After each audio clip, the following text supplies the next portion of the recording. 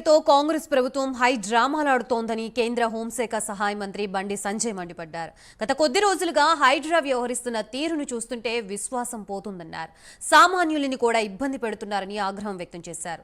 పెద్దలు అక్రమంగా కట్టుకున్న భవనాల్ని, విల్లాల్ని, ఫామ్ హౌస్లని కూల్చేస్తే సమర్థించినా కానీ పొట్టకూటి కోసం వ్యాపారం చేసుకునే షాపుల్ని, పేదల ఇళ్లని కూలుస్తున్నారని మండిపడ్డారు. ఇకపై ఊరుకునే ప్రసక్తే లేదు. హైడ్రా వ్యవహరిస్తున్న తీరు సరికాదు. ఎందుకు ఈ హైడ్రామాలు? అక్రమ భవనాలకి ఎఫ్టీఎల్ బఫర్ జోన్లలో కడుతున్న ఇళ్లకు పర్మిషన్ ఎందుకు ఇచ్చారు? ఇప్పుడు ఎందుకు కూలుస్తున్నారో ప్రభుత్వం సమాధానం చెప్పాలని నిలదీశారు.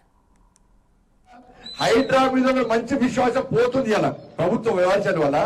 మొన్నటి వరకు హైడ్రాకి సపోర్ట్ చేసే వాళ్ళు కూడా వ్యతిరేకించే పరిస్థితి ప్రభుత్వమే కొన్ని తీసుకునేది వాళ్ళ. నేను సపోర్ట్ చేసిన హైడ్రాక్, ఇప్పుడు సపోర్ట్ చేసిన హైడ్రాక్ నేను.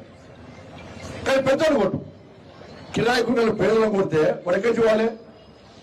అరే ఇల్లు జాగ్రత్త కొనేటప్పుడు ఇల్లు కొనుక్కున్నప్పుడు ఏం చేస్తున్నా, రిజిస్ట్రేషన్ డాక్యుమెంట్స్ ఉన్నాయా? వాళ్ళకు ఉన్నాయి. లింక్ డాక్యుమెంట్స్ ఉన్నాయా? వాళ్ళకు ఉన్నాయి. మున్సిపల్ గ్రామ పంచాయతీ పర్మిషన్ ఉందా? వాళ్ళకు ఉంది. ఓనర్షిప్ సర్టిఫికేట్ ఉందా? ఉంది. హౌస్ నంబర్ ఉందా? ఉంది. మీటర్ ఉందా? ఉంది. కరెంటు బిల్లు అది ఉందా? ఉంది.